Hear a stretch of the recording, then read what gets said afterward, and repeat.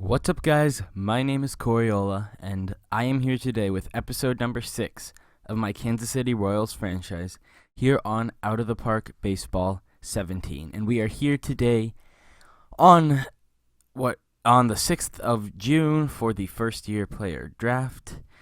But first, let's go over how the season's gone so far. So, if you look at the offense, our team batting average is .285 this year. That's good for first in the American League, and I believe I'm not sure if any National League teams can surpass that.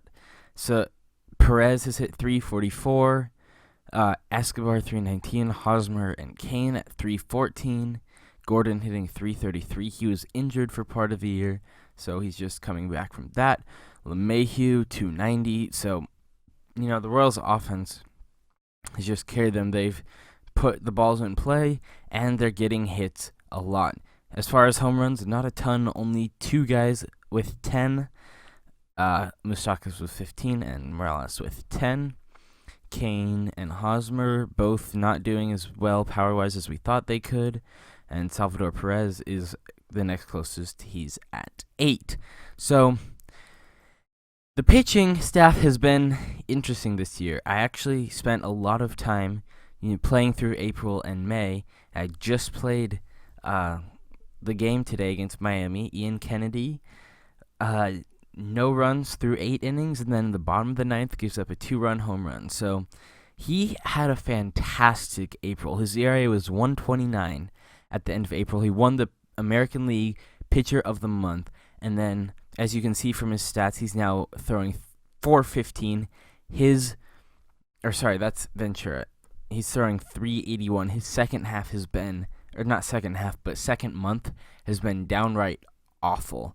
And that's the same with Ventura. He was at .210 around there after April, and now he's up to over 4. But the main, not surprised, but I guess the nicest part of our pitching staff has been Josh Culmenter. .259 ERA through 62 and 2/3 innings, 46 strikeouts, 211 walks. So he's not striking out a ton of guys, but he's having a fantastic season. Medlin and Wilson have both been pretty bad. Both of them are over 5. So the bullpen hasn't been really good either. Soria and Herrera and Hochevar and Smith and Duffy have all been really good, but Hernandez is at .390, so that's all right, and Wade Davis is at .457.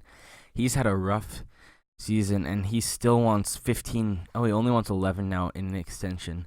I want to extend Moustakas, Kane, and Davis this episode, but they're being very frustrating because all of them just are going down.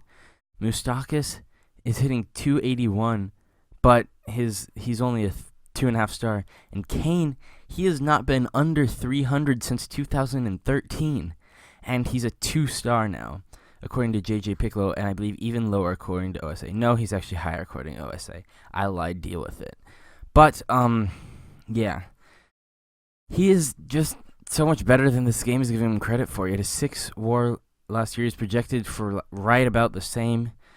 So I don't know why his stats are or his rating is just so low, but he wants a lot of money. He wants $24 million. That's up from the $21 million at the beginning of the year. And Moustakas, he's also up. He was at his first year price was at, I believe, 12 at the beginning of the season, 12, 16, 20, 20, 20. And now it's up to 16, 18, 20. So Davis has gone down to, prospect-wise, no one's really made the jump, I believe. Both Mondesi is really close to the majors. He's hitting .307 in the minor leagues. And there's a good chance we'll bring him up once he's healthy. I'd like to see him increase these ratings just a little bit more, though. But Almonte, he's been injured. He's out for 3 months, so we don't have very good depth starting pitching wise, besides Duffy, who I do plan on inserting into the rotation. He's been fantastic out of long relief.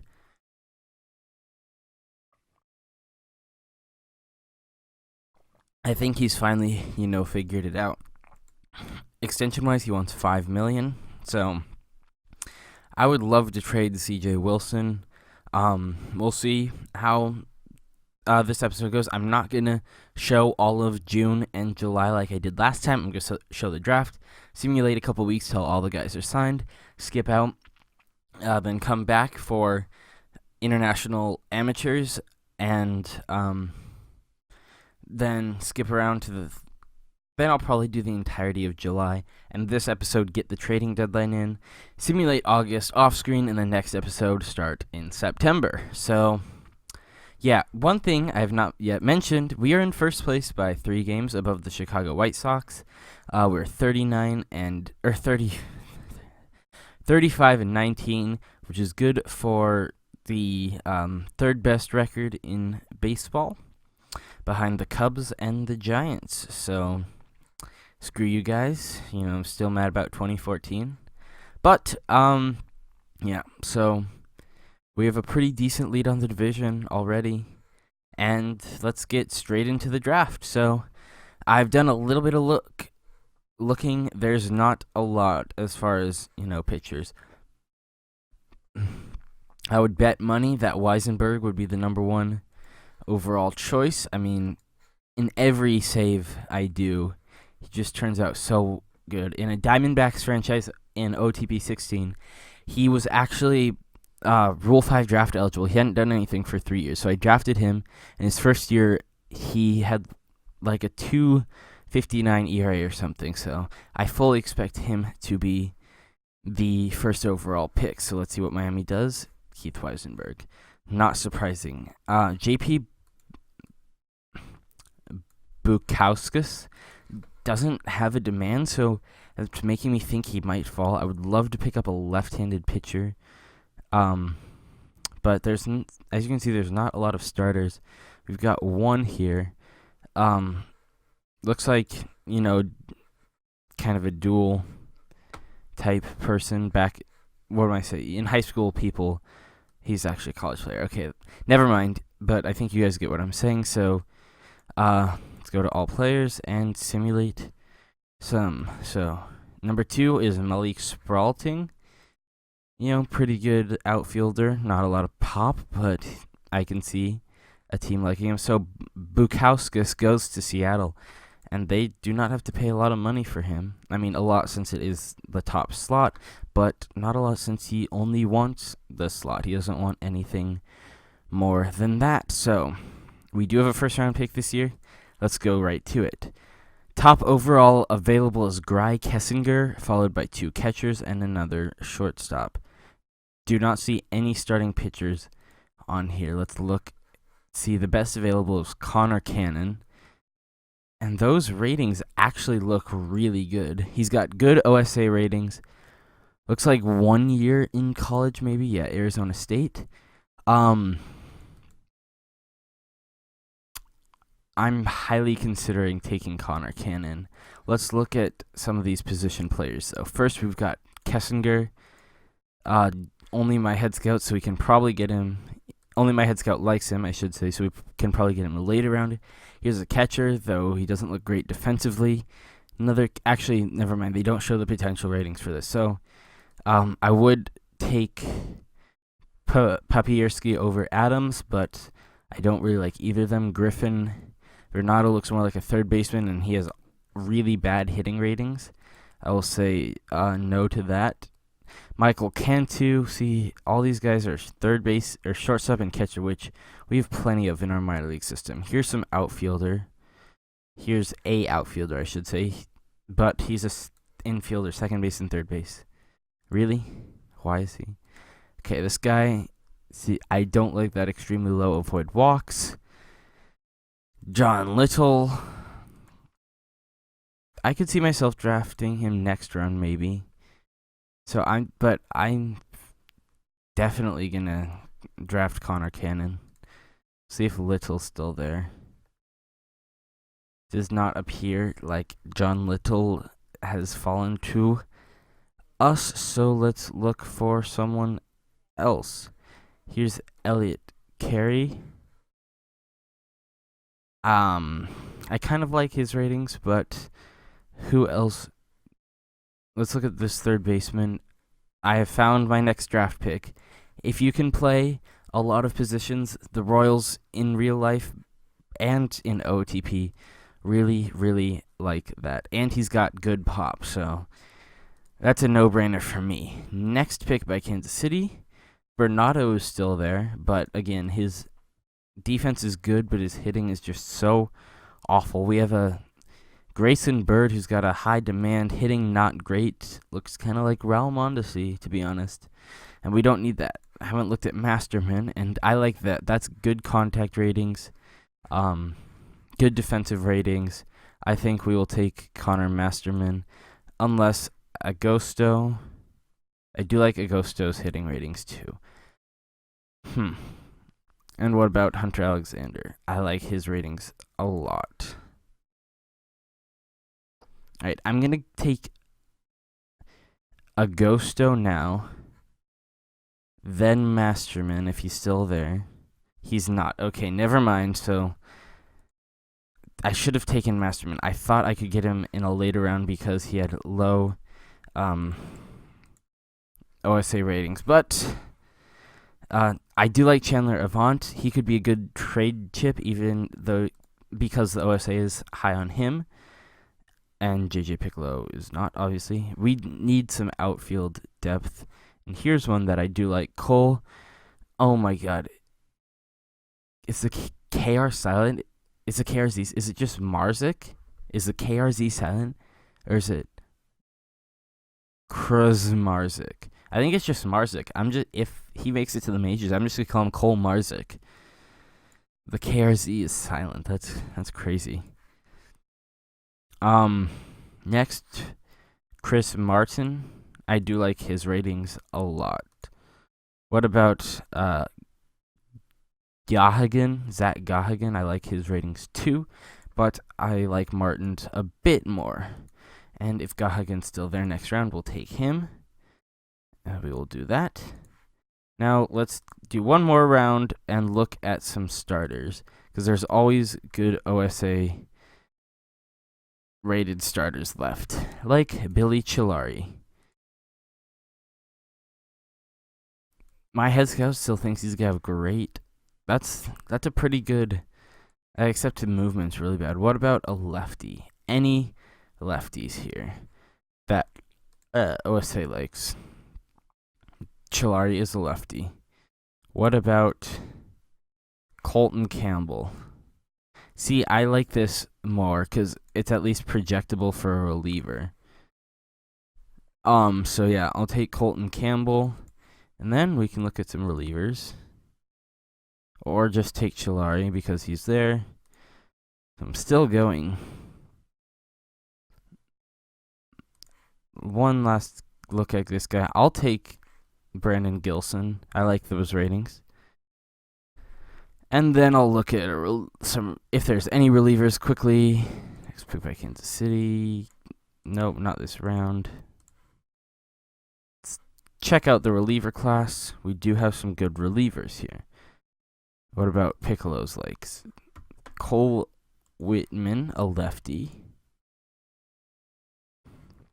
And I'm willing to bet he could be a starter with those ratings.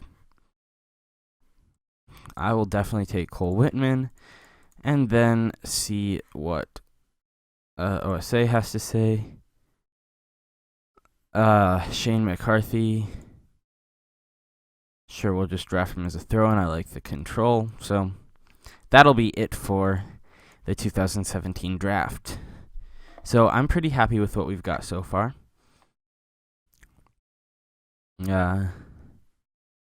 Nice little Royals quote up there from Mike Levy. Let's negotiate with our draftees. And I believe we just have to... There's some impossible guys. And they took a guy who wanted a huge bonus in the 14th round. I wasn't aware you could Make demands in the 14th round. I'm just going to let all of these guys walk. Ooh, except for this guy. Not this guy. That catcher looks really good. Ooh. Yeah, none of these. But what about Shea Shara? If I could. Okay. It's Sabranti, apparently. See, what is.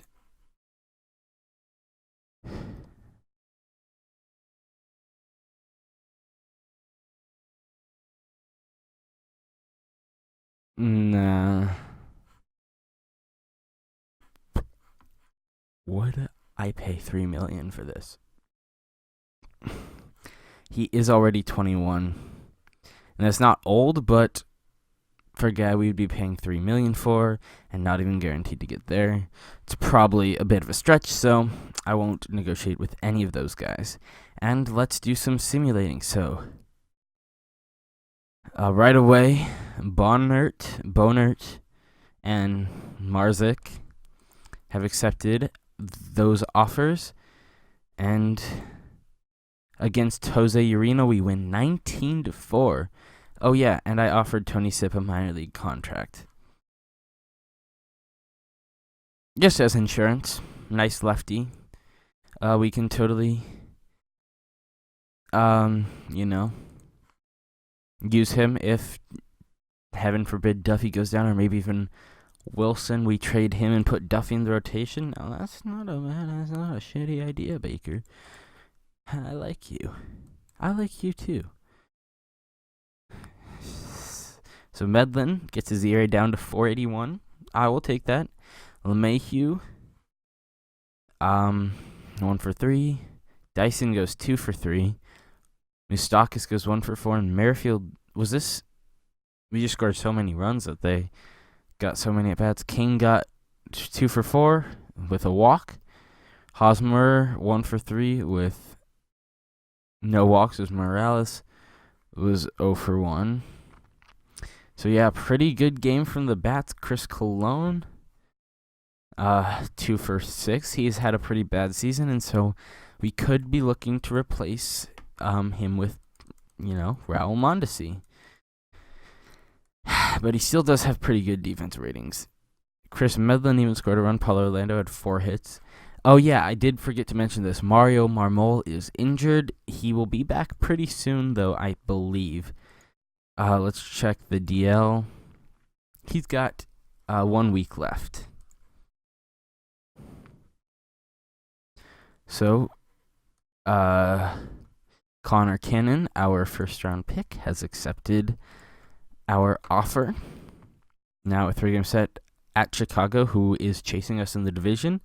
12-3 as Ventura gets his ERA down 2.4, not under it, but that is obviously progress. 7 innings, 2 runs given up. Another big day for our offense. Double digits for the 2nd straight game, and the 4th time this month. Calmenter looks like he wins a pitcher's duel. Yasiel Puig goes down. Chandler Avant accepts our offer. Puig is out for a month. Nothing terrible. So, yeah, Cole Mentor, looks like he had a pretty good game against Chicago. 6 innings, no runs given up.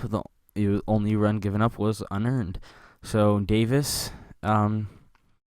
Zero is 437 now.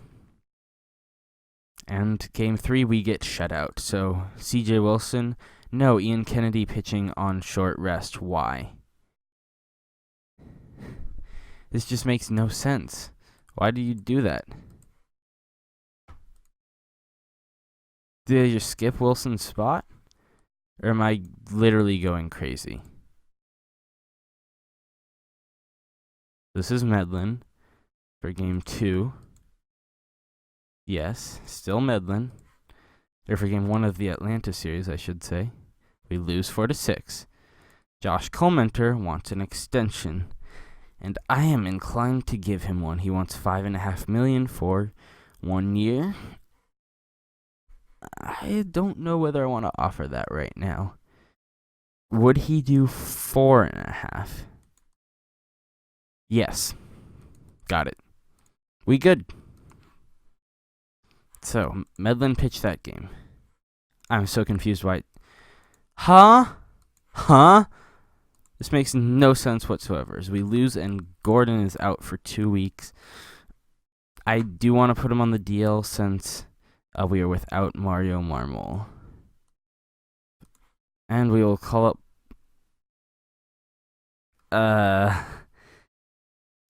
Bubba Starling. Not having a terrible year. How about Elier Hernandez? He's having a pretty good year. How about Jorge Bonifacio? He's having an alright year. Triple A. Who you got for me in the outfield? Ray Fuentes. That's who we're calling up. Alright, the computer can mess with that for the 3 days while Marmol is waiting to come back. So Wilson loses to Atlanta. Now that was probably Ventura. It would appear as his ERA is now under 4. I do like that from Senor Giordano. So Wade's ERA somehow went up without him giving up a run unless he pitched in the Atlanta games. No. Yes, Wade Davis blew a save. Nope. Actually, he didn't give up a run. How did he blow up the save? This game confuses me sometimes.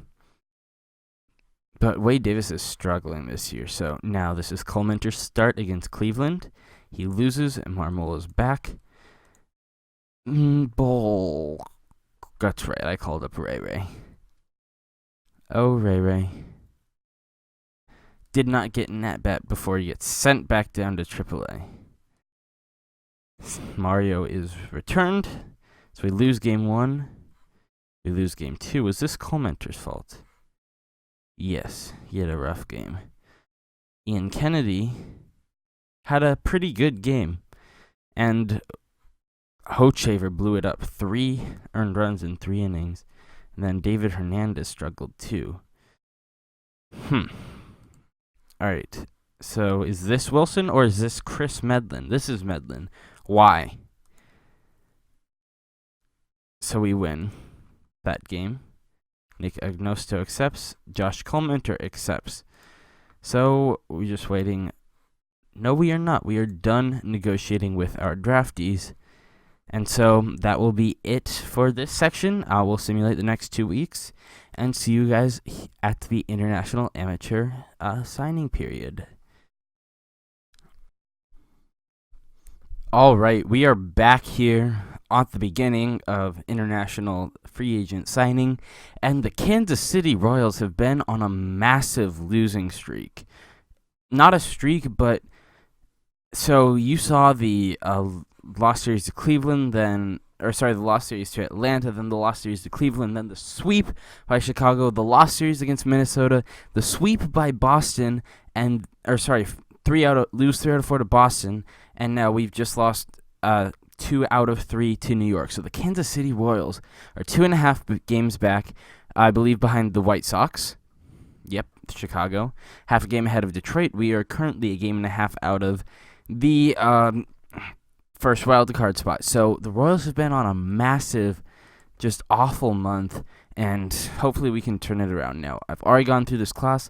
I know who I want. This lefty pitcher, he would be really nice, and I think we're going to go a bit over budget this year.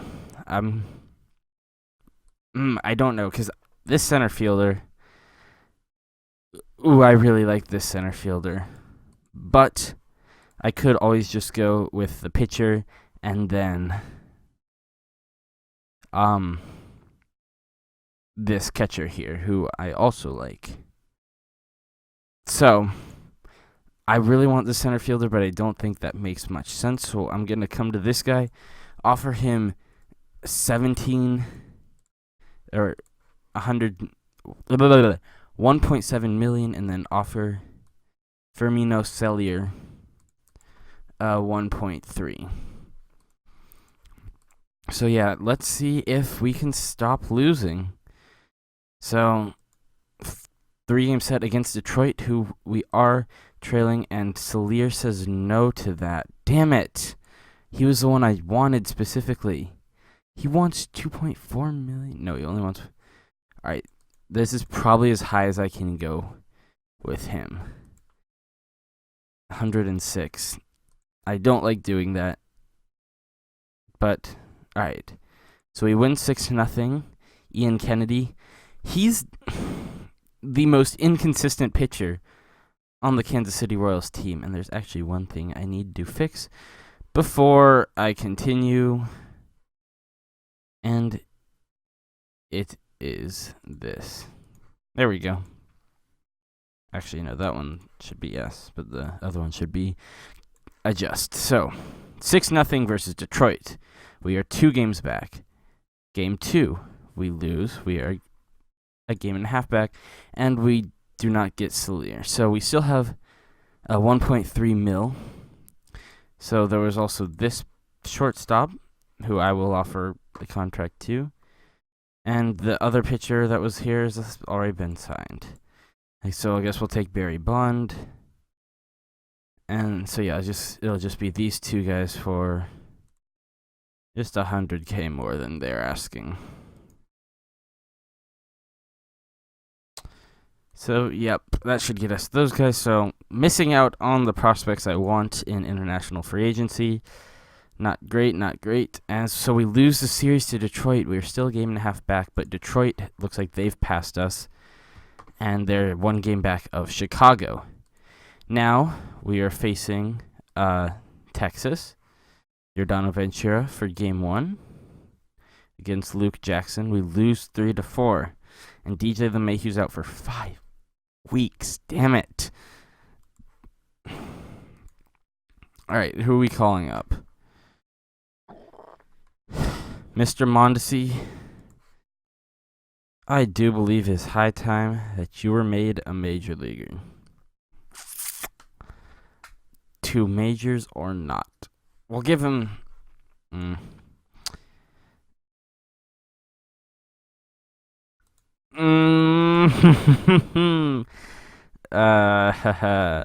or Ramon Torres, because we need a second baseman. I'm feeling Torres. Mondesi, not quite yet. So, game 2 against Texas. We lose. We're on a 4-game losing streak. We're winning. He wants to offer him extension. Now his price is just going up and down and up and down. Dale Swam, we'll probably bring him back. He's just been really good for us. We'll give him a 2-year deal. Damn, we are losing all these 1-run games. Cole Minter's ERA is over 2 now. Maybe shouldn't have given him that extension so soon. Oh, son of a... We lose all 3 games by 1 single run. And we're 2.5 games out of the division. So we win game 1 against Tampa Bay. Thank God to break that losing streak. CJ Wilson has a nice day for himself. Game 2 against Tampa. We also win, scoring 11 runs. And game 3, we win, shutting them out. So Wade Davis is asking for an extension. And I know this would make the manager happy, but I want to keep Moustakas and Kane after the season. As some reason Moustakas is kind of struggling, but I definitely want Kane struggling too. Not struggling, but his average is definitely dropping.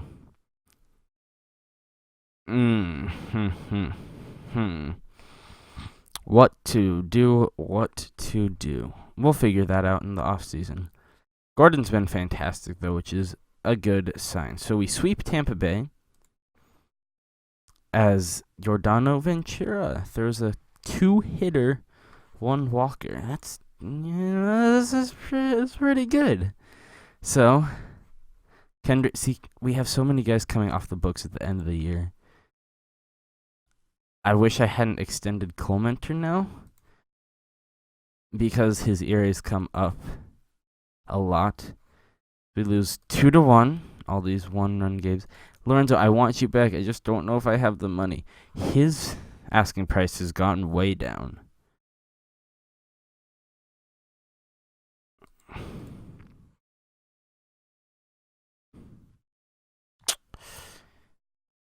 If your asking price is going to be this low, I'll bump it up to 16. Okay, yeah, he ain't having that. Damn it. So we have 3 guys on the starting rotation, and I'd theoretically like to get rid of Medlin.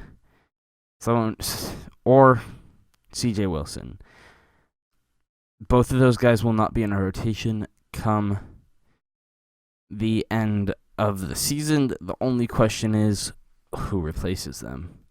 We've gotten a lot of good offers, but these are all guys who have pretty sizable contracts. Medlin's is a 1-year deal, but I guess that team option is what makes it kind of undesirable. So let's head to the All-Star break. We are 2 games back as we lose the series to the Mets. He finally signs. Looks like he got in a... Fuck the Mets, man. All-Star teams, that's happier, right? Salvador Perez. No pitchers, which is a tad surprising. But I suppose all these guys are deserving, except maybe Carrasco. 367. Salvador Perez, Alex Gordon. Yeah, that's pretty good representation. Although, oops, that's pitching staff. Hosmer's having a fantastic season, man. I don't know why he's not, playing in the All-Star game. So, trade proposal from Baltimore. They want Ash Russell, who has struggled since this franchise started, but not for this. No. Goodbye, Baltimore. You can go away. So, American League wins, so that's always good, I guess. Houston, son of a bitch, man. This is just not... the game just doesn't want us to win. Alright, Paulo, coming back once again. And I'll just find you. There you are. Welcome back to Kansas City. Who pitched this game? Ian. Come on, man. He's having a good season. He might opt out of his contract at the end of the year as we lose again by 1. Baltimore, stop it! We are 5 games above 500, 4 games out of the division because we can't win these one-run games, which Kansas City is usually so good at winning. Yasmani Tomas, no, not for Ash Russell. You're not getting my best prospect besides Mondesi. We cannot, more importantly, we cannot win a game. There we go, there's 1. There's 2. There's 3. We won our first series since the Tampa Bay series. And now this is a very, very important series against Chicago. So, let's see how this goes. And then after that, I'll probably get cut out and look for some sort of trade. We win game 1. Dyson is at the end of season 2. Yeah, he's probably not coming back. So game 1. Come on, I'm clicking team home screen. There we go. There we go. That was Chris Medlin. The ERA is still over 5. Kelvin Herrera's also struggled. Game 2. We lose, so we're 2 games back. But we could still tie it. No, Baltimore. I'm not interested in this guy. Jesus. I apologize for using the Lord's name in vain. But, holy... They just can't decide how to do, I think I want to acquire another young bullpen piece. This is a big game 4. We win, and we are Detroit. No. Bad Tigers. Bad kitty cats. So our lineup's definitely cooled down. We're still first in batting average, but this looks like a good day or a good game to cut away from. So I'll cut back, and then if I have anything, that'll probably be the end of the episode. So, I'll see you guys then. All right. I have literally gone through every single team in the MLB, all 29 other teams, and I get to the very last one, throw in the reliever that I'd want from them, and it's like, boom, yeah, it works, cool. You didn't have to make me jump through so many hoops. Like, can I get Nebel as well? Oh, yes, I can.